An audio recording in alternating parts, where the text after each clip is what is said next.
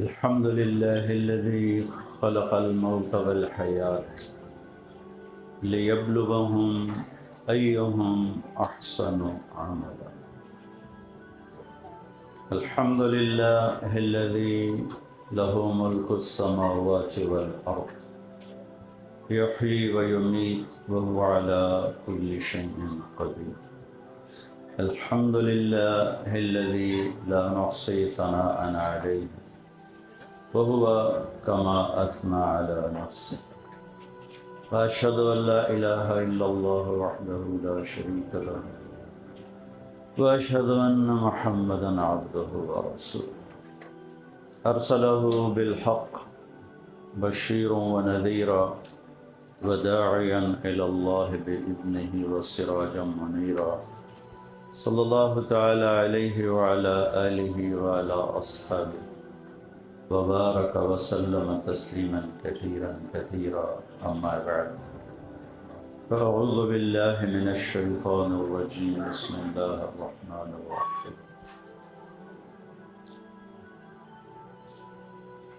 ألف لام ميم. أحسب الناس أن يتركوا أن يقولوا آمنا وهم لا يفتنون ولقد فتنا الذين من قبلهم فليعلمن الله الذين صدقوا وليعلمن الكاذبين. وقال النبي صلى الله تعالى عليه وسلم: لكل أمة فتنة وفتنة أمتي المال، أو كما قال صلی اللہ تبارک و تعالی علیہ وسلم. پھر محترم بھائیو بہنوں، اس دنیا میں آنے کے لیے میری ذات کو کوئی دخل نہیں، آپ سب کی ذات کو کوئی دخل نہیں. اس علاقے میں پیدا ہونا، اس شکل میں ہونا، ہماری ذات کو کوئی دخل نہیں. مرنے میں ہمارا کوئی ارادہ شامل نہیں، یہاں سے جانے میں ہماری ذات کو کوئی دخل نہیں. تو کسی نے بھیجا ہے تو کوئی وجہ تو ہوگی جو بھیجا ہے، کیوں بھیجا ہے. بناتا بھی ہے، مارتا بھی ہے، اٹھاتا بھی ہے، گراتا بھی ہے. تو کس لیے؟ ما خلقنا السماوات والارض وما بینہما لاعبین. اسی سے پوچھیں کہ وہ کیا کہتا ہے. تو وہ اللہ ہے، وہ یہ کہتا ہے کہ یہ سب کچھ میں نے کھیل کود کے لیے نہیں بنایا. ما خلقناہما الا بالحق. اس کی بنیاد ایک حقیقت پر، ایک سچائی پر ہے. اچھا، ساری دنیا کے دانشور کٹھے ہو کے یہ نہیں معلوم کر سکے کہ پیدا کرنے والا کون ہے، تو وہ یہ کیسے معلوم کریں گے کہ زندگی کا مقصد کیا ہے؟ پہلے پیدا کرنے والے کو جانیں، وہاں سے پتہ چلے کہ پیدا کیوں کیا ہے، موت کیا ہے. اس لیے یہاں ان کا علم اندھا ہے. میڈیکل سائنس میں موت کیا چیز ہے، اس کے 200 جواب ہیں. 200، ایک بھی ٹھیک نہیں، سارے غلط. اور ایک اللہ نے جواب دیا: یحیی و یمیت. زندہ بھی کرتا ہے، موت بھی دیتا. اللہ یتوفی الانفس حین موتها. موت کیا ہے؟ اللہ تمہاری روح کو کھینچ لیتا. بس ایک جواب، کامل مکمل اکمل جواب. تو اس اللہ تعالیٰ نے انبیاء کے ذریعے سے، اور ہماری لاٹری کہ ہم جناب رسول اللہ صلی اللہ علیہ وسلم کے امتی بن گئے. ہاں، ہماری چوائس تو نہیں، اللہ کا کرم اور فضل اور احسان ہے. اور موسیٰ علیہ السلام نے ایک دفعہ اللہ سے پوچھا: میری امت سے بھی کوئی پیاری امت ہے تمہیں؟ یا اللہ، هل من الامم افضل علیک من امت. میری امت سے بہتر کوئی امت ہے؟ ظللت علیہم الغمام وانزلت علیہم المن والسلوى. میری امت کو تو نے جب صحرا میں 40 سال رکھا تو ان پر بادلوں کا سایہ رکھا، پھر ان کو من، میٹھا، سلوہ، نمکین بٹھا کے کھلایا، تو کوئی اور بھی ہیں نے تو کلو چنگے۔ تو اللہ تعالیٰ نے فرمایا اما تدری یا موسیٰ ان فضل امت احمد علی سائر الامم کا فضلی علی خلق۔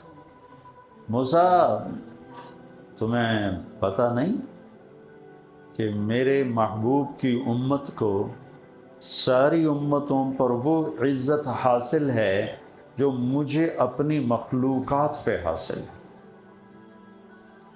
تو موسیٰ علیہ السلام لاڈلے نبی تھے اور اللہ پاک سے ان کا انوکھا ہی تعلق تھا۔ کہنے لگے یا اللہ پھر وہ امت مجھے دے دے، اجعلہم امتی، وہ امت مجھے دے۔ اللہ نے کہا نہیں، تلک امت احمد، وہ میرے محبوب کی امت ہے، وہ تیری امت نہیں ہے۔ تو اللہ نے ہمارا یہ نظام چلا ہے۔ تھوڑا اور پیچھے سے سناؤں، آدم علیہ السلام نے اپنے بیٹے شیس، ہمارے نبی پاک صلی اللہ علیہ وسلم اپنی نسل اور نسب میں شیس علیہ السلام سے جا کر آدم علیہ السلام سے جڑتے ہیں۔ 10 بیٹے تھے آدم علیہ السلام کے، 10 بیٹیاں، تو اس میں جو شیس ہیں وہ نبی بنے۔ تو ہمارے نبی کا جو سلسلہ ہے پیڑھی کا، وہ ان سے جا کر آدم علیہ السلام سے جڑتا ہے۔ اور یہ بھی ہمارے نبی پاک صلی اللہ علیہ وسلم کے معجزات، کرامات اور اللہ کی عزت دی ہوئی میں سے ایک عزت ہے کہ کسی نبی کا نسب ثابت نہیں ہے اوپر تک، صرف ایک نبی ہیں جن کا نسب آدم علیہ السلام تک جاتا ہے۔ بیٹا نیچے بیٹھ جا، شاباش۔ ہاں انہیں تو موٹا اوکھا کر سیں دوئے انہوں نے۔ تو ہمارے نبی کا نسب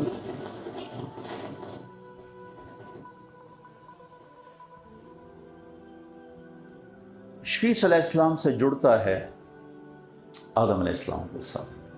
محمد بن عبداللہ بن عبد المطلب بن ہاشم بن عبد مناف بن قصی بن کلاب بن مرہ بن کعب بن لوی بن غالب بن فہر بن مالک بن نضر بن کنانہ بن خزیمہ بن مدرک بن الیاس بن مضر بن نزار بن معد بن عدنان بن اود بن حمیصہ بن سلامان بن عوس بن بوز بن قموال بن عبی بن عوام بن ناشد بن حزا بن بلداس بن یدلاف بن طابق بن جاحم بن ناحش بن ماخی بن عیفی بن عبقر بن عبید بن الدعاء بن حمدان بن سنبر بن یثربی بن یحزن بن یلحن بن ارعوى بن عیلی بن زیشان بن عیسر بن اقناد بن ایہام بن مقصر بن ناحد بن زارع بن سمی بن مزی بن عوض بن عرام بن قیدار بن اسماعیل بن ابراہیم بن آذر بن ناحور بن سرود بن رغو بن فائج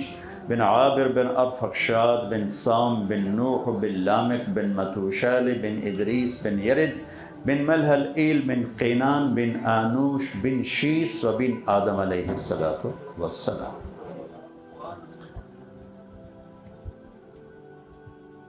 آدم علیہ السلام نے ایک دفعہ اپنے بیٹے سے کہا، جدھر آپ کا نور منتقل ہوتا تھا اس باپ کا ماتھا روشن ہو جاتا، عبداللہ تک، حضرت عبداللہ تک۔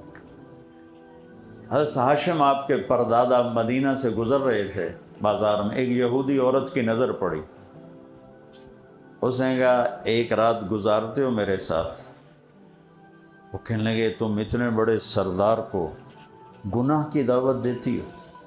وہ گزر گئے، وہاں شادی ہوئی سلمہ سے، ان سے عبد المطلب آپ کے دادا پیدا ہوئے۔ 2 یا 3 دن گزرے تھے شادی کو، 1 ماہ وہاں قیام فرمایا تھا۔ بازار میں گزر رہے تھے، وہی عورت سامنے سے آ رہی تھی، اسے روک کر کہنے لگے تو مجھے گناہ کی دعوت دیتی ہے، شادی کر لے۔ حلال کام کر۔ تو اس نے یوں دیکھا، پر کہنے لگے کہ مجھے غلط نہ سمجھنا، میں پاک دامن ہوں، عزت دار ہوں، تیرے ماتھے پر آخری نبی کا نور تھا، میرا جی چاہا کہ میں وہ لے لوں، لیکن وہ سلمہ کا نصیب تھا۔ اور پھر ایک واقعہ آپ کے والد محترم حضرت عبداللہ رضی اللہ تعالیٰ عنہ کے ساتھ پیش آیا کہ ایک اور واقعہ ہے جس میں آپ کی جان بچانے کے لیے 100 اونٹ کی قربانی دی گئی۔ تو اب بازار سے گزر رہے تھے، ایک یہودی عورت، چونکہ یہود علماء تھے نا پہلی کتابوں کے، اس کی نظر پڑی تو کہنے لگی عبداللہ تیری جان بچانے کے لیے 100 اونٹ قربان ہوئے تھے، ایک رات میرے ساتھ گزار، 100 اونٹ دوں گی، 100 اونٹ۔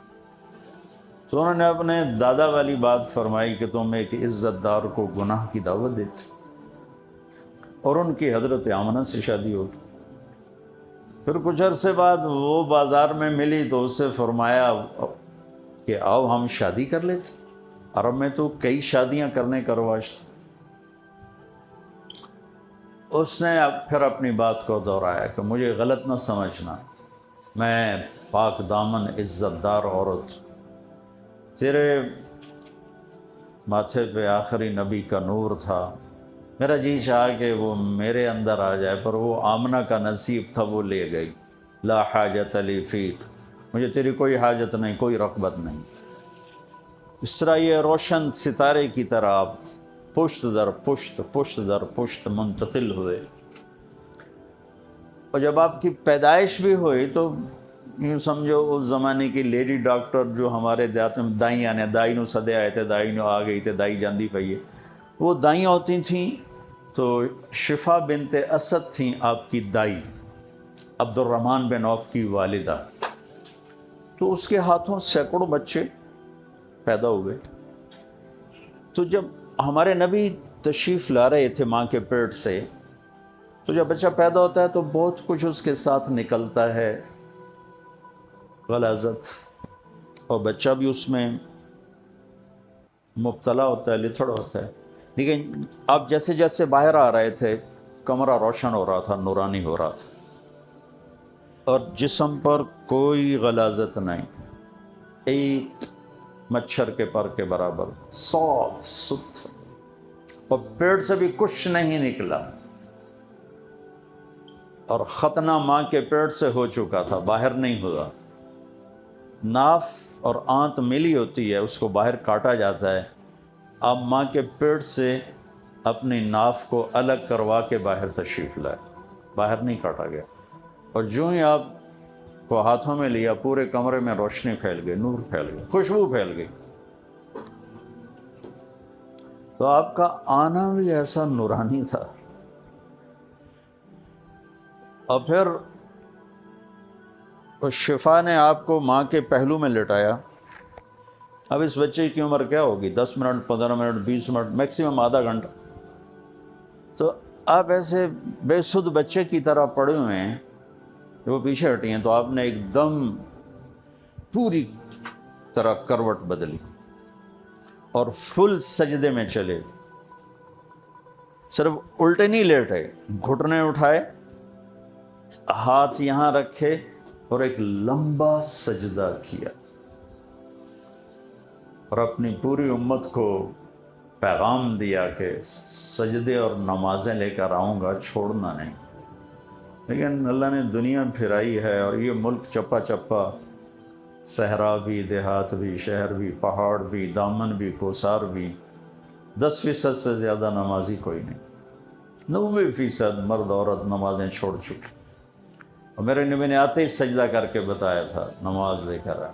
اس کے بعد آپ نے ہاتھوں کا سہارا لیا اور یوں اپنی چھاتی کو اٹھا لیا، جیسے ایک مضبوط آدمی اٹھاتا ہے، پھر اس ہاتھ پہ سہارا لیا اور اس ہاتھ کو اوپر اٹھایا، اور یوں شہادت کی انگلی کو آسمان کی طرف اٹھایا، تو سارے کمرے میں نور ہی نور پھیل گئی۔ اور حضرت آمنہ فرماتی ہیں پوری دنیا سکڑ کے میرے سامنے آتی، اور مجھے ایران کے، شام کے، یمن کے حیرہ کے بڑے بڑے محل نظر آئے، ساری دنیا سکڑ کر میرے نبی کے قدموں میں اللہ نے دکھا تھی۔ تو اللہ نے ہمیں بڑے عظیم الشان ہستی کی امت ہونے کا اعزاز بخشا۔ ہر شخص دنیا سے جاتے ہوئے اولاد یاد کرتا ہے، رشتہ دار یاد کرتا ہے۔ میرے والد اچانک ہارٹ اٹیک ہوا، تو ایک بہن ہماری لاہور تھی، ایک فیصل آباد تھی، تو میرے والد کے الفاظ گونج رہے ہیں میرے کانوں میں، میری دھیاں تصدو، میری دھیاں تصدو، میری دھیاں تو مینوں ملاؤ، اور میرا ٹائم آیا کھلوتا ہے، میری یہ دھیاں تو ملاؤ۔ یہ ہر ماں باپ یہی کرتا ہے۔ دنیا کا ظالم ترین درندہ انسان تیمور، جس نے 33 ملک خون کی ندیاں بہا تھی، چائنا فتح کے لیے نکلا تھا، اطرار پہنچا تو موت آ گئی ٹھنڈ کی وجہ سے، نمونیا ہو۔ تو آخری خواہش کیا تھی؟ کوئی پیر محمد سے ملا دیتے۔ پیر محمد اس کا بیٹا تھا جو اس وقت اصفہان میں تھا، کوئی پیر محمد سے ملا دیتے۔ تو ایک درندہ انسان بھی جاتے ہوئے بچوں کو یاد کرتا ہے۔ لیکن میرے نبی جب دنیا سے جا رہے تھے تو آپ نے بچوں کو یاد نہیں کیا، آپ نے امت کو یاد کیا۔ جب جبریل نے آ کے عرض کی کہ وہ موت کا فرشتہ باہر ہے، آپ نے کہا آ جائے۔ جب اندر آیا تو اس نے آ کر کہا السلام علیکہ یا رسول اللہ۔ کہنے لگا پہلی ہستی ہیں جنہیں میں سلام کر رہا ہوں، میں نے کبھی کسی کو سلام نہیں کیا۔ پھر کہنے لگا پہلی ہستی ہیں جن کے بارے میں اللہ نے فرمایا تھا پوچھ کے اندر جانا، بن پوچھے نہ جانا۔ لو، جہاں موت بھی پوچھ کے جائے۔ اور پھر اللہ نے فرمایا ہے کہ آنا چاہیں تو لے آنا، رہنا چاہیں تو چھوڑ کے آ جانا۔ ساڑھے کل تک ہے نہیں پوچھنے۔ تو آپ نے فرمایا کہ اگر میں تمہیں اجازت دوں تو پھر میری جان نکالو گے؟ کاش نکالوں، وہ تو اللہ کا امر ہے۔ تو اس موقع پر آپ فرماتے میرے حسن حسین کا کیا بنے گا؟ کہ دیکھ لیا آنکھوں سے ایک کو نیزے پہ چڑھتے ہوئے، ایک کو زہر میں تڑپتے ہوئے، میرے حسن حسین کا کیا بنے گا؟ یہ تو پتہ نہ ہو، معلوم ہو چکا ہے کیا ہونے والا ہے ان کے ساتھ۔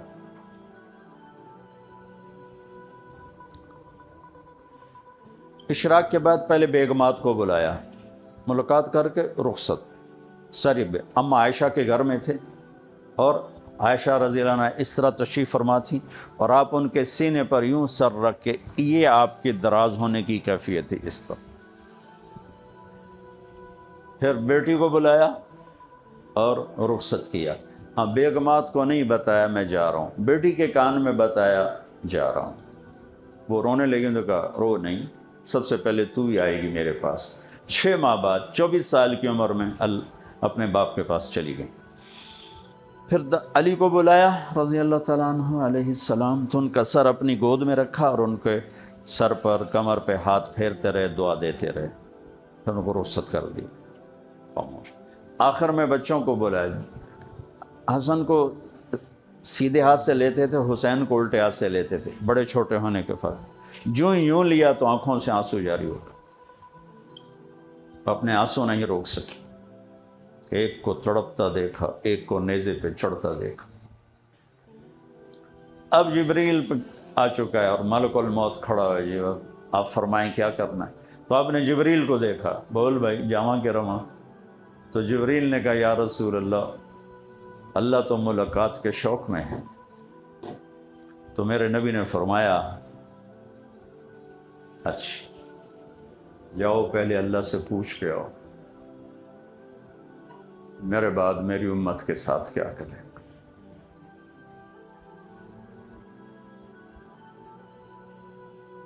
آپ کیا سمجھتے ہیں ہماری اللہ سے کوئی رشتہ داری؟ جو کام یہ امت کر رہی ہے، اس کا 100واں حصہ پہلی امتوں نے کیا تو بندر خنزیر بن گئے۔ تو ہم نے دنیا کو گندا کر دیا اس کی نافرمانی سے۔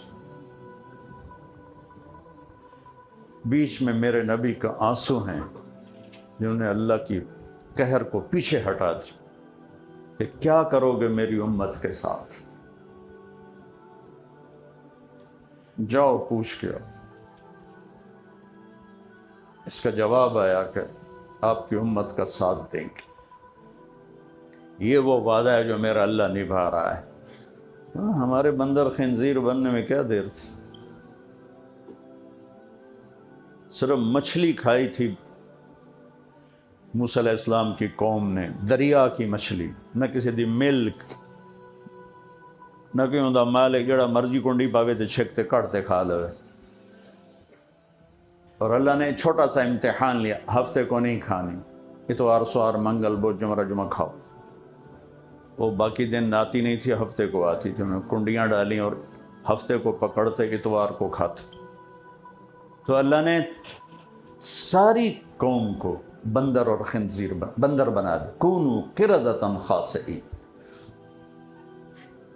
میرے بھائیو، اللہ کی قسم، زنا کے اڈے چلانا، جوئے کے اڈے چلانا، ماں باپ کو ذلیل کرنا، دھوکہ دینا، فراڈ کرنا، قتل کرنا، جھوٹ بولنا، شرابیں پینا، نمازیں چھوڑنا، زکوٰۃ نہ دینا، سود کھانا، ظلم و ستم کے پہاڑ توڑنا، جھوٹی گواہیاں دینا، جھوٹے پرچے کرانا، بیویوں کو ذلیل کرنا، یہ سارے وہ گناہ ہیں جو مچھلی کھانے سے بڑے ہیں۔ اس کملی والے پہ درود پڑھو جنہوں نے جاتے ہوئے بچوں کے لیے کچھ نہیں مانگا، امت کے لیے مانگا۔ تو آج ہم انسان بیٹھیں، یہ مستورات ہیں، ہم مر لیں۔ یہ تو بنا دیتا بندر بندریاں، اس کو کیا تھا۔ اس ہستی کا بیچ میں آسرا ہے۔ پھر آگے چلو، میرے نبی نے کہا قیامت کے دن جہنم آئے گی تو ایک چیخ مارے گی، اس کی چیخ پر سارے انبیاء کیا، فرشتے کیا، انسان کیا، زمین پر گریں گے، کہیں گے نفسی نفسی نفسی نفسی نفسی نفسی، بس میری جان بچا، مینوں کسی دی لوڑ کوئی نہیں۔ یہاں تک کہ میرے نبی نے فرمایا ابراہیم خلیل جیسی ہستی کہیں گے بس میری جان بچا، میں نہیں کسی کا سوال کرتا۔ عیسیٰ علیہ السلام جیسے عظیم نبی فرمائیں گے میں ماں مریم کا بھی سوال نہیں کرتا، میری جان بچا۔ اس وحشت، دہشت، خوف کے عالم میں جب ایک ایک مرد عورت انبیاء سمیت نفسی نفسی پکارے گا، ایک درد بھری آواز سنو گے، یا رب امتی امتی، یا رب امتی امتی۔ تو ایسے نظریں پھریں گی، یہ کون ہے، یہ کون ہے؟ ہاں، ہر ایک تو نفسی نفسی کہہ رہا ہے، یہ کون ہے؟ ان کا نوحہ ایسا بلند ہوگا کہ چھا جائے، کون؟ نظریں آواز کا پیچھا کرتی ہوئی جب پہنچیں، وہ میرے آپ کے نبیوں جو کہہ رہے ہوں گے یا رب امتی، یا اللہ میری امت دی خیر کر، میری امت دی خیر، کیڑی امت جنہاں ہر وار نبی دے سینے تے ہی کیتا ہے۔ کوئی جنید بغدادی کے لیے نہیں فرما رہا ہے، شیخ عبد الجیلانی کے لیے نہیں فرما رہا ہے۔ تو بھائیو بہنوں، اس مالک نے فضل فرمایا تو اس نے ہمیں جناب رسول اللہ صلی اللہ تعالیٰ علیہ وسلم کی امت میں پیدا فرمایا۔ پھر ہمارا امتحان ہے، کیوں پیدا کیا؟ لِيَبْلُوَكُمْ أَيُّكُمْ أَحْسَنُ عَمَلًا، ہم یہ دیکھنا چاہتے ہیں کہ تم میں زندگی کو خوبصورت کون بناتا ہے۔ زندگی کی خوبصورتی اور ہے اور زیور کپڑے کی خوبصورتی اور ہے، اور انسان حسن کی طرف کھنچتا ہے۔ یہ حال ایسا خوبصورت نہ ہوتا تو شاید یہ کرائے پہ نہ چڑھتا۔ تو زندگی کا حسن ایک الگ چیپٹر ہے، چیزوں کا حسن ایک اور چیپٹر ہے۔ لباس کیسا ہو، گاڑی کیسی ہو، گھر کیسا ہو، سواری کیسی ہو، یہ الگ چیپٹر ہے۔ لیکن اس لباس میں، گاڑی میں، گھر میں چلنے والا مرد عورت، اس کی زندگی کیسی ہو، یہ الگ چیپٹر ہے۔ چیزوں کا حسن بتانے کے لیے انسان کے پاس علم موجود ہے، زندگی کو خوبصورت بنانے کا علم صرف میرے نبی کے پاس ہے اور کائنات میں کسی کے پاس نہیں۔ وہاں سے ملے گا کہ زندگی خوبصورت کیسے۔ اچھا بیڈ روم بنانے سے خوشی کا مل جانا ضروری نہیں ہے۔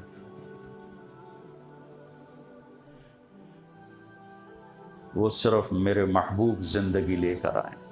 یا ابا سفیان جئتکم بکرامت الدنیا والآخرہ، ابو سفیان میرے ہاتھوں میں ہاتھ دے دو، دنیا اور آخرت کی عزتیں تمہاری لیے لے کر آیا۔ وہ ایک مکمل زندگی ہے، زندگی اندر بستی ہے، باہر نہیں، باہر نہیں۔ اللہ جنید جمشید کی بخشش فرمائے، جب میری پہلی ملاقات ہوئی 1997 میں، تو اس کا عروج تھا۔ میوزک میں ایسا عروج کسی نے نہیں دیکھا، نہ پہلے نہ اب۔ تو کوئی میرے پاس اس سے لایا ملانے، تو اس نے مجھ سے سوال کیا کہ ایک پاکستانی نوجوان جس گلیمر کو خوابوں میں دیکھتا ہے، وہ مجھے فزیکلی حاصل ہے۔ جس عیش کو، جس عیاشی کو وہ خوابوں میں ڈھونڈتا ہے، وہ میرے پاس حقیقت میں حاصل ہے۔ لیکن یہاں اندھیرا ہے، یہاں اندھیرا ہے، یہ دل خالی ہے۔ مجھے لگتا ہے میری کوئی منزل نہیں، مجھے لگتا ہے میں وہ کشتی ہوں جس کا کوئی ساحل نہیں۔ یہ اس کے الفاظ۔ پہلی ملاقات تو چیزیں اپنے کمال کے ساتھ موجود ہیں، زندگی موجود نہیں۔ زندگی کا حسن در نبی سے ملتا کہ محمد سے وفاتوں نے تو ہم تیرے ہیں، یہ جہاں چیز ہے کہ لوح و قلم تیرے۔ پھر جب اللہ نے ایسا ایسا دوستی ہماری پکی ہوتی گئی، 97 سے لے کر 2001 تک ایک لمبی کہانی ہے۔ 2001 میں وہ 4 مہینے کے لیے نکلا، تو مجھے اس کا فون آیا بالا کوٹ سے، اکتوبر، کہ مولانا صاحب میں بالا کوٹ کی ایک ٹوٹی ہوئی مسجد میں ہوں،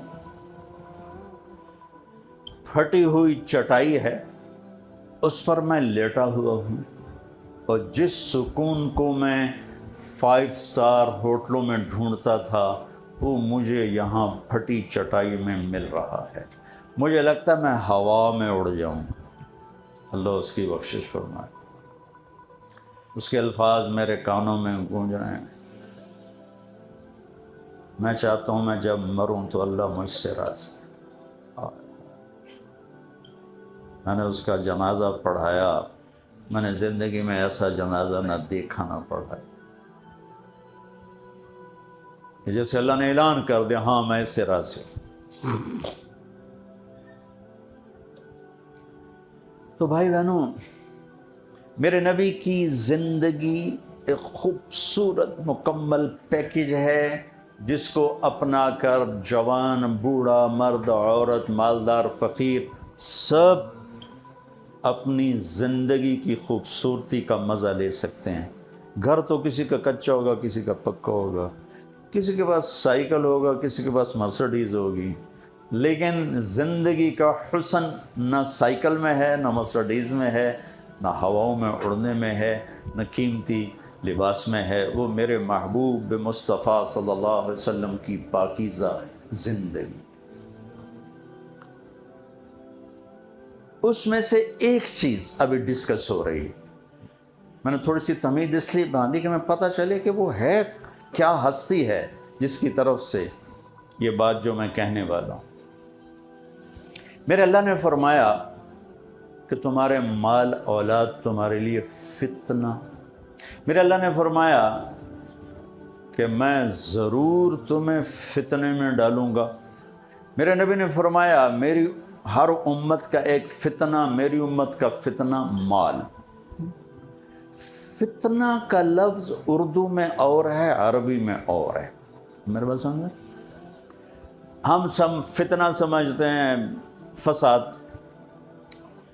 فساد میں بھی استعمال ہوتا ہے، لیکن فتنہ، فتن یفتن فتنتن، بڑا خوبصورت لفظ اور بہت خوبصورت مطلب۔ فتنہ کا مطلب ہوتا ہے لوہے سونے کو آگ میں ڈال کے پگھلانا اور اس کے کھوٹ کو الگ کرنا اور اس کے خالص کو الگ کرنا، اس کو کہتے ہیں فتنہ۔ فتنہ، دوبارہ سنیں، لوہے کو، سونے کو آگ میں ڈال کے پگھلانا، کھوٹ کو الگ کرنا اور خالص کو الگ کرنا۔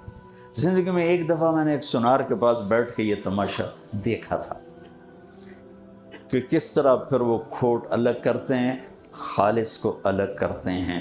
فتنے کا مطلب ہے کھرے کھوٹے کو الگ کرنا اور ٹیسٹ میں ڈال کے کھرا الگ اور کھوٹا الگ کرنا۔ عربی میں سونار کو، ہم تو سونارا کہتے ہیں، گولڈ سمیت انگریزی میں کہتے ہیں، عربی میں سونار کو فتان کہتے ہیں۔ فتان، وڈے فتنے آلا، گل بھی ٹھیک تو بھائی پھر چھڑ دے، وڈے فتنے آلا یعنی بڑے امتحان والا۔ تو عربی میں سونار کو فتان کہتے ہیں کہ جو ہر وقت ہی سونے میں لگا ہوا ہے، کھوٹ الگ کر رہا ہے اور خالص الگ کر رہا ہے۔ تو میرے اللہ نے فرمایا احسب الناس ان یترکوا ان یقولوا آمنا، کیا خیال ہے تم جب کہو گے لا الہ الا اللہ وہم لا یفتنون، تو پھر میں کھرا کھوٹا الگ نہیں کروں گا؟ نہیں کروں گا۔ آپ لوگ نہیں پیپر لیتے، ٹیسٹ لیتے ہیں، پھر آگے کرتے۔ وَلَقَدْ فَتَنَّ الَّذِينَ مِن قَبْلِهِمْ، تم سے پہلوں کو میں نے پرکھا اور کھرا کھوٹا الگ کیا۔ فَلَيَعْلَمَنَّ اللَّهُ الَّذِينَ صَدَقُوا وَلَيَعْلَمَنَّ الْكَاذِبِينَ، یہ اس کا یوں ترجمہ کر دو کہ اللہ ضرور کھول کے رکھے گا کہ یہ کھرا ہے، یہ کھوٹا ہے۔ اب اس مفہوم میں وہ حدیث لاتا ہوں، لِكُلِّ أُمَّةٍ فِتْنَةٌ وَفِتْنَةُ أُمَّتِيَ الْمَالِ، ہر امت کے لیے ایک اسپیشل سبجیکٹ رہا امتحان کا، میری امت کا پیپر ہوگا مال کا۔ کیوں؟ پہلے مال تھا ہی نہیں،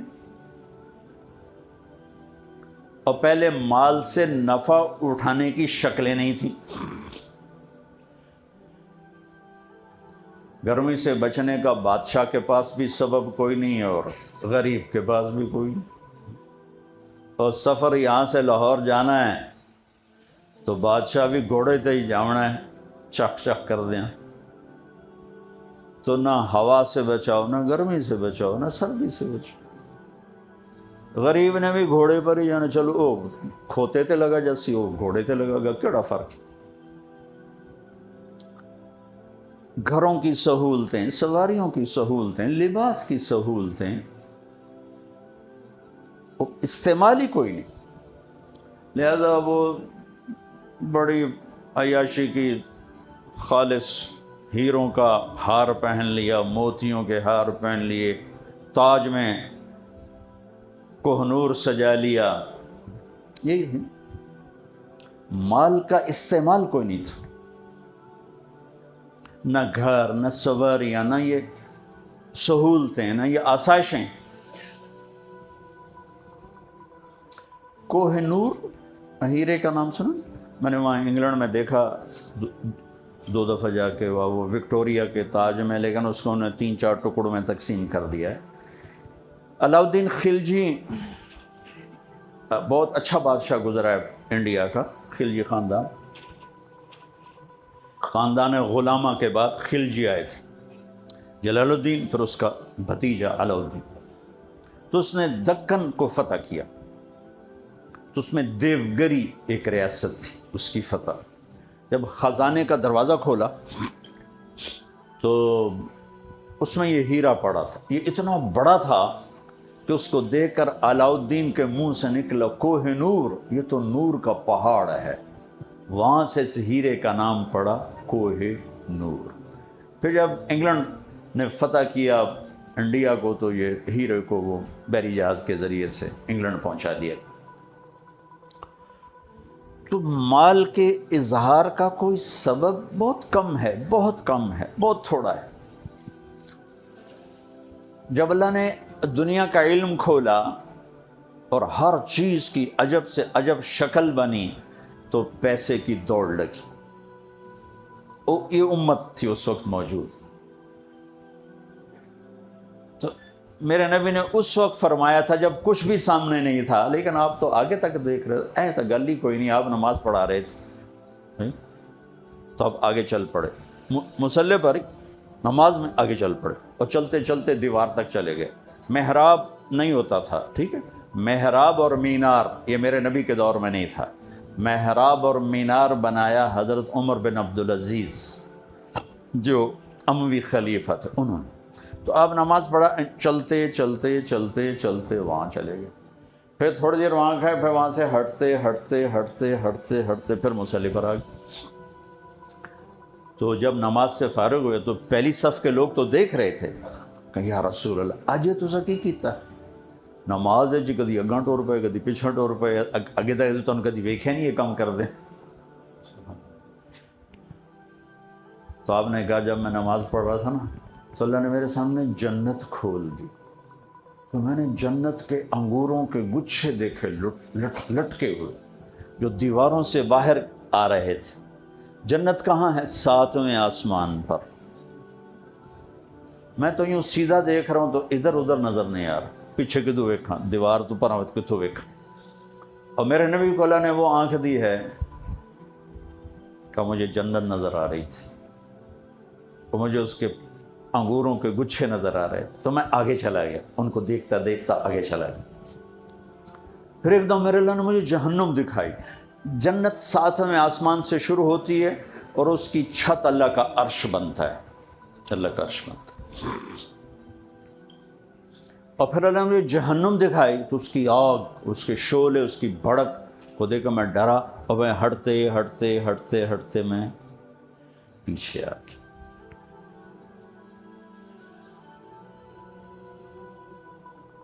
جس ہستی کو اللہ نے چلو یہ بھی چھوٹی گل ہے، یہ بھی کوئی بڑی گل کوئی نہیں، اللہ نے سارے پردے ہٹا کر اپنا آپ ہی دکھا دیا تو جنت تو گل ہی چھوٹی۔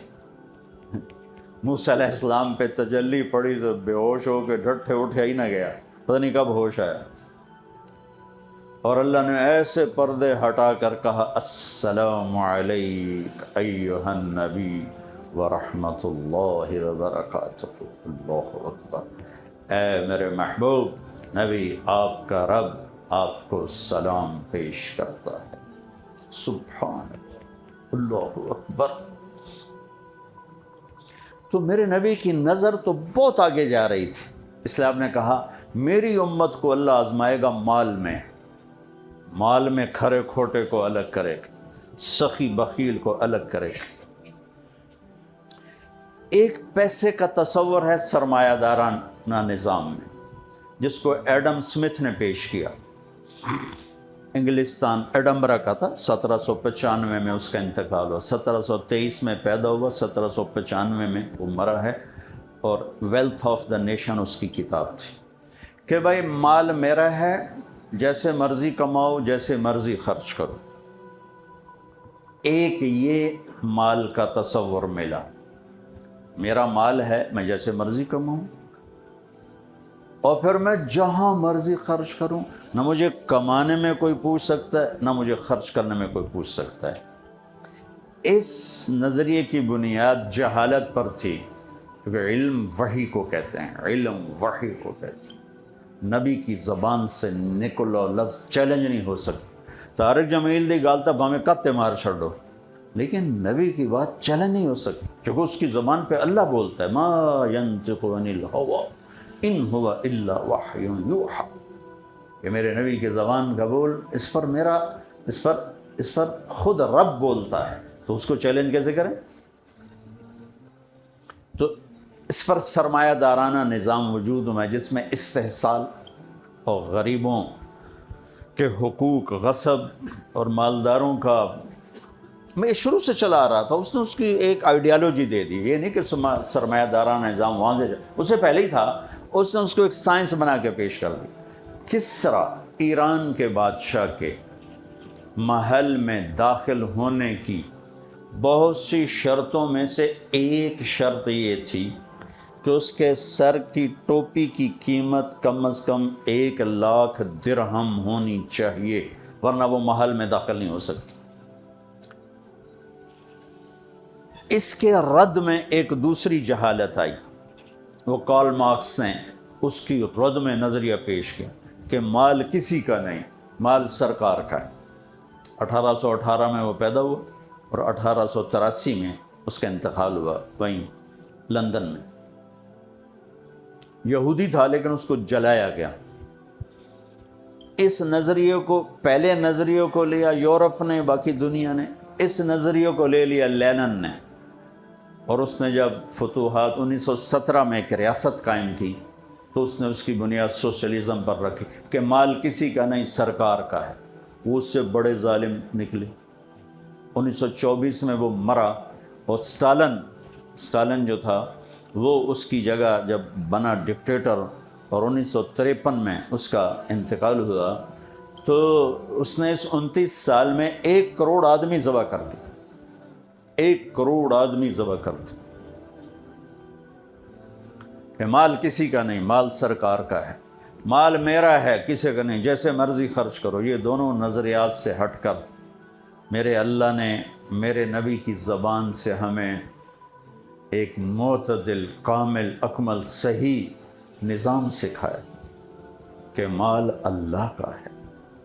قل اللہم مالک الملک, سبحان, ان سے کہہ دو ساری کائنات کا مالک اللہ ہے. تؤتی الملک من تشاء, جس کو چاہے بادشاہی دے دے. وتنزع الملک ممن تشاء, جس سے چاہے لے لے. لے لے ترجمہ نہیں ہے, کیا یہ جاتا ہے نزا چھیننے کو کہ جن کو چاہے کھو لوے. کیونکہ اتنے چپڑاسی دی کرسی کوئی نہیں چھڑ داتے, بادشاہ دی کرسی کہیں چھڑنی ہے. تو اللہ تعالیٰ کہتا ہے جس سے چاہے چھین لے اس کی کرسی. وَتُعِزُّ مَن تَشَاءُ, جس کو چاہے عزت دے. وَتُذِلُّ مَن تَشَاءُ, جس سے چاہے ذلیل کرے. بِيَدِكَ الْخَيْرُ إِنَّكَ عَلَىٰ كُلِّ شَيْءٍ قَدِيرٌ, ساری کائنات کی خیرات کا مالک اللہ ہے, ہر چیز پر قدرت. یبسط الرزق لمن یشاء, جس کا چاہے کھول دے. ویقدر, جس کا چاہے وہ تنگ کر دے. بغیر حساب دے اس کو قدرت اور طاقت, تنگ کر کے تھوڑا تھوڑا کر کے دے اس کو قدرت اور طاقت. تو پہلا نظریہ یہ دیا کہ مال نہ ریاست کا ہے نہ ذاتی ہے, مال اللہ کا ہے اور میرے پاس امانت ہے, اور اس کے خرچ کا طریقہ بھی موجود ہے اور کمائی کا طریقہ بھی موجود ہے. نہ میں کمائی میں آزاد ہوں نہ خرچ کرنے میں آزاد ہوں. اور چونکہ احدث الانفس, اچھا یہ صرف مال کو کیوں کہا کہ مال میں امتحان ہوگا کہ انسان طبعاً بخیل ہے, فطری طور پر شوم کنجوس ہے. مال دیتے ہوئے ہاں گھٹتا ہے. نماز پڑھنا, نماز دیتا ہے, ایک لوٹا پانی چاہیے, وہ کیڑی سخاوت. کسی کو دیتے ہوئے بوجھا ویل ہوندا تے نال دلی ہٹھاں لگا جاتا. چونکہ انسان مال کے بارے میں حریص ہے, اس لیے اس کو کہا یہاں پرکھوں گا کہ میں نے جو دیا ہے تو خرچ کر. اور اللہ پہ قربان جاؤں, جو فرض قرار دیا کتنا تھوڑا ہے, 2.5%. بنو اسرائیل پر کتنا تھا, 10%. 1,00,000 میں 10,000 اللہ کو دو, اور ہمیں کیا 1,00,000 میں 2,500, پتہ ہی نہیں لگا. اور زمیندار ہے تو عشر 100 من گندم میں سے کیا زور لگتا ہے, 5 من, صرف 5 من, صرف 5 من. چونکہ میرا تعلق زمیندار گھرانے سے, میں اپنے علاقے کے عزیزوں سے، رشتہ داروں سے، دوستوں سے، اور بھائی اشر دیتا او جی پوری نہیں پمدی کدو کٹیے، وہ بے وقوف ہے، تینوں رب زمین دا ٹوٹا تینوں کہیں دیتا ہے، وہ تینوں اللہ دیتا ہے، تے تیرے کول 1000 من کنک پئی ہے تے آندا پیا جی پوری نہیں پمدی کتھوں کریے، تو 1000 میں سے 50 من نکالنے سے کیڑی تیرے گھر تے قیامت آ جاؤں، لیکن تیرا رزق پاک، جن گھروں میں تیری گندم جائے گی سارا سال وہ جب چولہا جلائیں گے تجھے دعائیں دیں گے، اور تیری دعائیں، ان کی دعاؤں سے جو کام بنے گا وہ تیرے پیسے سے نہیں بنے گا، دعا وہاں پہنچتی ہے جہاں سارے اسباب ٹوٹ جاتے۔ تو ہمیں ایک بیلنس نظریہ ملا، سچا ملا، صحیح ملا، ہماری سمجھ میں آئے نہ آئے وہ ایک الگ بات۔ اللہ کا علم قرآن کی شکل میں محفوظ، لا تبدیل لکلمات اللہ، اسے کوئی تبدیل نہیں کر سکتا، لا مبدل لکلمات، کوئی مائی کا لال اس میں رد و بدل نہیں کر سکتا، وہ قرآن ہی کیا جو بدل جائے، لا تبدیل لکلمات اللہ، اسے کوئی بدلنا چاہے تو یہ تبدیل ہوگا نہیں۔ 1935 میں جرمنی بڑا طاقتور ہو گیا تھا، ہٹلر کے آثار تھے 37 کے قریب اس نے قبضہ کیا ہے، تو جرمنی بہت طاقتور تھا۔ جرمنی کے پادریوں نے بائبل کٹھی کی، 70 والیوم، 70 مختلف نسخے کٹھے کیے، جب ان کو پڑھا تو ایک دوسرے کے ساتھ ملتا ہی نہیں، اب وہ اتنے پریشان ہوئے بن سچا کیڑا تو کوڑا کیڑا، یہاں دن لکھا یہاں رات لکھا ہو، چلو تھوڑا بہت فرق ہو لیکن بالکل ٹوٹل 100% فرق، تو پریشان ہو گئے کہ اب ہم سچا کسے کہیں اور جھوٹا کسے کہیں، تو انہوں نے کہا مسلمانوں کا قرآن کٹھا کرو، اس میں بھی ڈھونڈو، تو انہوں نے اپنے کتنے کٹھے کیے 70، اور قرآن کتنا کٹھا کیا 40,000 قرآن کے نسخے کٹھے کیے، اور 1935 میں پریس اتنا نہیں تھا، زیادہ ہاتھ کی لکھائی تھی، اور اس پر انہوں نے پتہ نہیں کتنا وقت لگایا، اور سال لگایا 2 سال لگائے، وہ 40,000 میں زیر زبر کا فرق نہ نکال سکے، وہ آخنے وے اے کوئی اور گل ہی ہے، اے کوئی وکھری گل ہے۔ تو ہمارے پاس تو قرآن جیسا علم اور میرے نبی جیسی ہستی، اس کو بتانے والے اور اس کو کھولنے والے،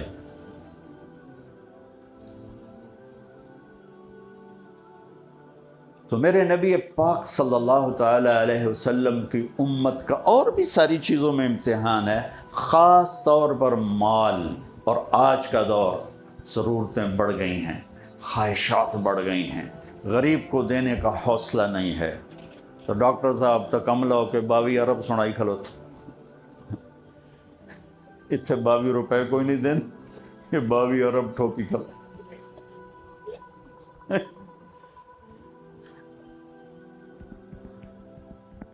جب تک اللہ کے خزانوں پہ نظر نہیں ہوگی سخاوت نہیں ہو سکتی۔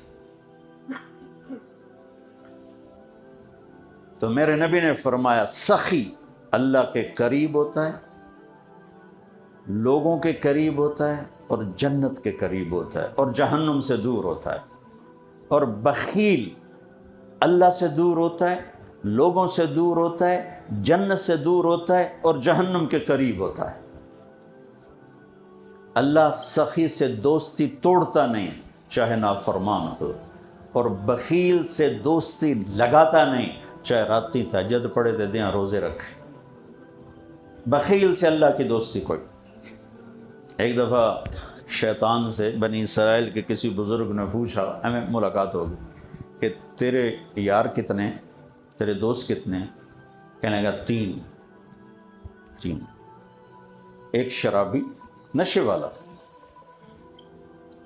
ایک بخیل، اور ایک غصے والا۔ تو غصے والا تو ہر انسان ہوتا ہے جو غصے میں بے قابو ہو جائے۔ اور اگلی عجب سنو، کہنے لگے اور اگر بدقسمتی سے کسی نامراد میں تینوں ہی چیزیں اکٹھی ہو جائیں پھر وہ پیر ہوتا ہے، میں مرید ہوتا ہوں۔ وہ تو میرا استاد ہوتا، میں ہوتا شاگرد کہ استاد سائیں تو صاحب فرما والا ہوں، کیا کروں؟ تو اللہ بچائے کسی مرد عورت کو کہ اس میں بخل ہو۔ اس لیے انما اموالکم و اولادکم فتنہ، مال اولاد امتحان. کیوں آدمی بخیل کیوں ہوتا ہے؟ اولاد کی وجہ سے بخیل ہوتا ہے. کوئی پتراں دا بنا لو، کوئی دھیاں دا بنا لو، اگو پوتریاں دا بھی بنا لو.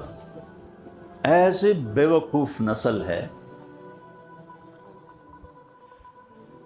اور جب اللہ کہہ رہا ما من دابۃ الا علی اللہ رزقها، ہر رینگنے والے کا رزق تیرے اللہ کے خزانوں میں ذمہ آئے گا. تو اگر اللہ چاہتے سب کو مالدار بنا دیتے، لیکن اللہ نے حکمت بتائی لو بسط اللہ الرزق لعبادہ لبغوا فی الارض، اگر میں سب کے لیے دروازہ کھول دیتا تو بغاوت ہی بغاوت ہوتی. میرا نام لینا تو ہوندہ ہی کوئی نہیں.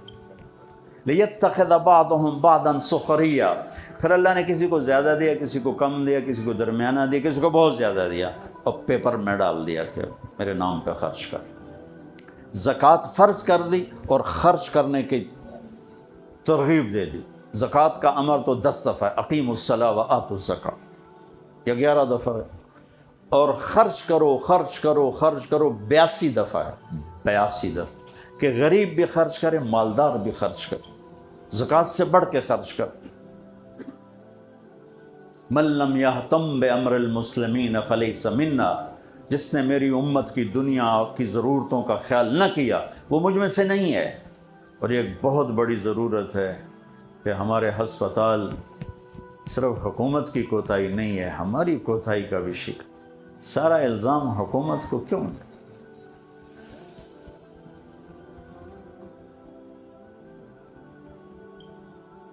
اللہ نے ہمیں دل دیا ہے، درد بھی دیا ہے، دکھ بھی دیا ہے. تو اللہ کو مال لگانا پسند ہے، اور خاص طور پر مریض. خالی گل تو مکن دو کو لکھ آنکھیں ادا ہزار دس بھائی. ماشاء اللہ ماشاء اللہ ماشاء اللہ ماشاء اللہ. ویسے ہی مذاق کیا، اللہ جزاک ہے. اوہو،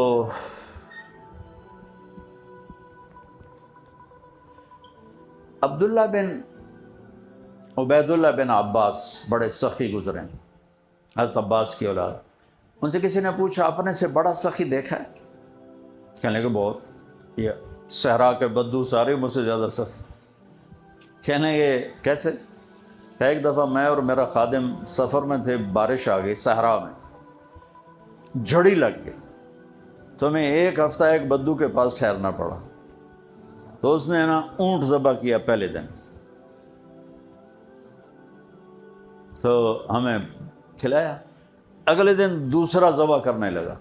میں نے کہا اللہ کے بندے، وہ اتنا سارا کل والا گوشت پڑا ہے، ہم 2 بندے ہیں، یہ کیا کر رہے ہو؟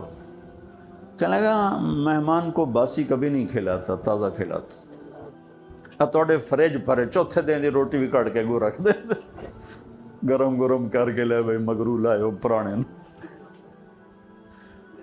ہمارے بچپن میں ہماری دادیاں نانیاں جب زندہ تھیں، یار میرے کانوں میں الفاظ ہیں، رات 12 بجے بھی مہمان آتا، بسم اللہ برکت آ گئی، بسم اللہ برکت آ گئی. واللہ ہماری دادیاں نانیاں پڑنانیاں، بسم اللہ برکت آ گئی. نہ بجلی ہوتی تھی، نہ سہولتیں ہوتی تھی. ایک آدھ نوکرانی کو اٹھایا اور ساتھ کھانا بنایا خوشی کے ساتھ. اب دن کے 12 بجے بھی مہمان آ جائے، منہ اٹھا کے آ جاتے ہیں، بتائے بھی نہیں ہوتا، منہ اٹھا کے آ جاتے. اگلا اندر روٹی تو نہیں کھاو گے، پانی تو نہیں پیو گے. ہمارے دیہات کا دستور تھا، رات کو جتنے مہمان ہوتے، جتنے کچی سڑکیں تھیں، رات کو بہت مہمان ہوتے تھے، مسافر پردیسی 5 10 15 20 تک تو میں نے بھی دیکھے. اور میرے والد بتاتے ہیں کہ ہماری جوانی میں 100 مہمان ہمارے ڈیرے پر ہوتے تھے.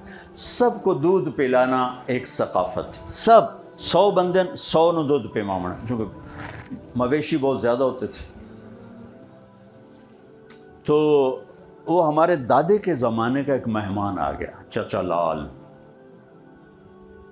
تو نوکر ہمارا گیا دودھ پلانے اس کو. تو اس نے جب گلاس دیکھا نا، اور گلاس ہوتے تھے اتنے بڑے 3 پا دا گلاس ہوتا ہے. اس نے جب گلاس ویکھیا، ابھی یہ تو کپ ورگا گلاس ہے، کہنے لگا نوکر سے پتر میں نہیں پیندا. اسے کہا چاچا کیوں نہیں پیندا؟ ہے کہ پتر دو تو ود پیواں تے بے غیرت بنا تے دوں تے گزارا کو نہیں جا لے جا میں نہیں پیندا.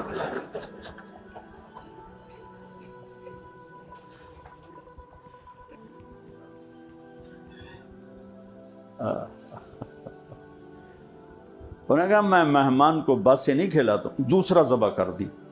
تیسرا دن آیا, تیسرا ذبح کر دیا. 7 دن کہنے لگے میں ٹھہرا, اس نے 7 اونٹ ذبح کر دی. پھر ان کو سکھا لیتے ہیں, ان کا ایک تھا ترتیب سکھا لیتے. 8ویں دن بادل کھلے تو تھوڑا نکلا اپنے مال مویشی کے لیے. تو میں نے اپنے نوکر سے کہا خادم کے پاس کتنے ہیں؟ کہا جی 300 دینار.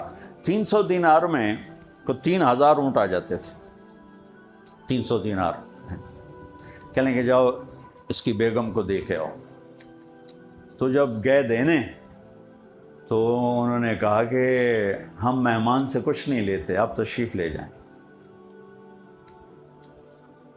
تو انہوں نے آ کر بتایا کہ وہ تو کچھ نہیں لے رہے. کہنے لگے ہم اہل البیت ہیں, ہم احسان کا بدلہ رکھتے نہیں چکاتے ہیں. اگر وہ نہیں لیتی نا جاؤ اس کے دروازے پہ پھینک کے آ جاؤ.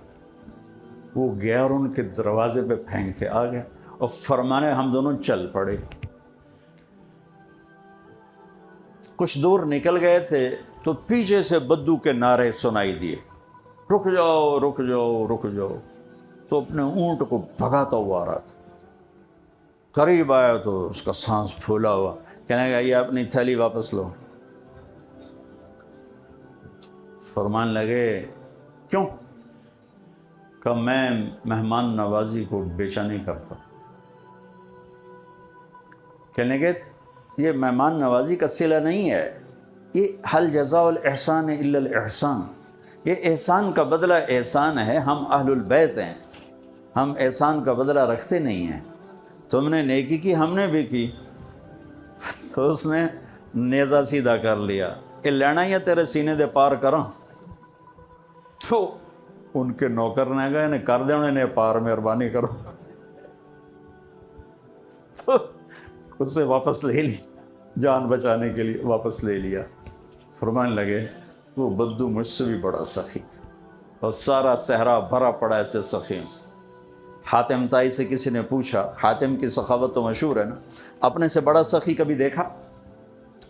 وہ کہنے لگے یہ سارے بدو مجھ سے بڑے سخی ہیں کہ میں ایک بدو کا مہمان تھا نوجوان, تو عرب میں پورا بکرا وہ کر کے نا وہ سجی سا وہ سامنے رکھتے اور سری بھی ساتھ ہوتی. ہمارے تو سری کو رکھنا کو اچھا نہیں سمجھا جاتا, وہاں سری سردار کے سامنے رکھی جاتی. تو کہنے لگے سری کھول کے اس کا جو مغز کھایا تو میرے منہ سے نکلا نعمت دماغ, مغز بڑا مزدار بنا ہے. تو ایک دم وہ بدو اٹھا اور اس نے جلدی جلدی 4 اور سریاں تیار کر کے میرے آگے رکھ دی اور ہم نے اس میں نکال کے کھایا, سو گئے. صبح اٹھا تو میں نے دیکھا کہ 4 بکریوں کے سر جدا اور دھڑ پڑے ہوئے. میں نے بدو سے پوچھا یہ کیا کیا ہے؟ کہا آپ کے منہ سے نکلا تھا کہ مغز بڑا بڑھیا ہے, تو میرا جی چاہ میں مہمان کو خوش کروں. کہنے لگے تیرے پاس کتنی بکریاں ہیں؟ کہنے لگا 5. کہا یہ ساری تو نے ذبح کر دی؟ کہا. کہا تو کہاں سے کھائے گا؟ کہا مجھے اللہ کھلائے گا, مہمان کو خوش کرنا ہمارا ہے, ہماری ثقافت. تو سائل نے پوچھا پھر آپ نے اسے کیا دیا؟ تو حاتم نے کہا میں نے اسے 100 اونٹ دیے اور 1000 بکریاں دی. تو سائل نے کہا پھر آپ تو بڑے سخی ہوئے. کہا نہیں میں بڑا سخی نہیں, میں نے اپنے مال میں سے تھوڑا سا اس کو دیا اور اس نے سارا ہی میرے اوپر لگا. وہ کو ہائے نہیں 5 ٹھوک چڑھی. میرے بھائی بہنوں, اللہ کو سخاوت پسند, بخل پسند نہیں. احضرت الانفس الشح, اور طبائع میں بخل گھسا ہوا ہے. اور یہ بہت بڑا تقاضا پیش کیا ہے ہمارے بھائی اسلم نے کہ ہمارا ہاسپٹل ہے, ہمارے شہر کا ہاسپٹل ہے, یہاں ہزاروں لوگ روز آ رہے، اور جو آپ نے فوٹو دیکھی ہیں یہی سارے پاکستان کے ہسپتال. ہم صرف حکومت کو برا بھلا کہتے، کیوں؟ ہم خود کیوں نہ اس کار خیر میں حصہ لیں؟ جو میرا رب قیامت کے دن کہے گا میرے بندے میں بیمار تھا تو نے میرا حال ہی نہ پوچھا، مرضت فلم تعدنی، وہ کہے گا یا اللہ تو کہ میں بیمار ہو سکنا، تو تو بے عیب ذات. تو اللہ تعالیٰ فرمائیں گے میرا فلاں بندہ جو بیمار تھا، فلاں مسلم کی قید نہیں، نیک بد کی قید نہیں، کافر مومن کی قید نہیں، فلاں میرا جو فلاں بندہ بیمار تھا، اگر تو اس کا حال پوچھتا تو ایسا تھا جیسے تو نے میرا حال پوچھا. تو مریض کے علاج، تشفی، دلجوئی کتنی بڑی بات. تو ہم ایک دوسرے کو گلہ دینا چھوڑ کے خود کرنا شروع. بے شک ہم زوال شدہ قوم ہیں، اور زوال شدہ قوموں کے ضمیر سو جاتے.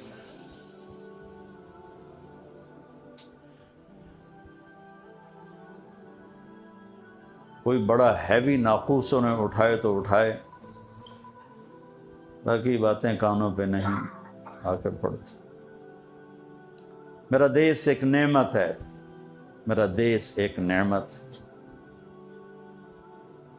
اور اللہ نے اس کو کلمے کی بنیاد پر اٹھایا، اور دنیا میں 2 ریاستیں اسلام کے نام پر وجود میں آئیں، ایک مدینہ کی ریاست، ایک پاکستان کی ریاست.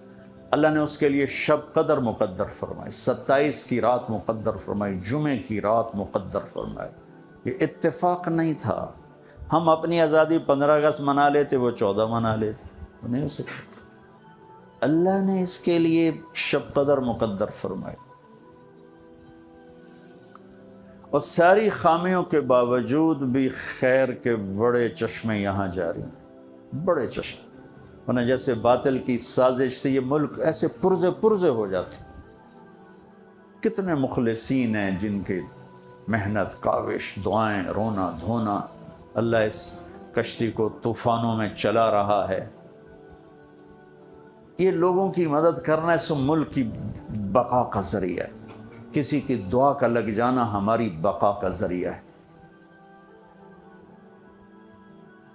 اللہ کو بہت پسند ہے سخاوت. میرے نبی کا خاندان دنیا کا سب سے سخی خاندان ہے. آپ نے کہا سب سے بڑا سخی اللہ کے بعد سخی تمہارا نبی ہے. مدینہ میں 2 نوجوان آپس میں گفتگو کر، ایک بنو امیہ کا حامی تھا، ایک اہل البیت کا حامی تھا. تو اہل البیت کا حامی کہنے لگا اہل بیت زیادہ سخی. بنو امیہ کا حامی کہنے لگا نہیں، بنو امیہ زیادہ سخی. کہنے لگا چلو امتحان لیتے ہیں. تو بنو امیہ کا نوجوان جو حامی تھا وہ گیا ایک سردار کے پاس کہ میں کھٹ گیا ہوں، بڑی مصیبت میں ہوں، مجھے 1 لاکھ کی ضرورت. انہوں نے اس کو 10,000 دیا. پھر دوسرے کے پاس گئے، 1 لاکھ مانگا، اس نے 10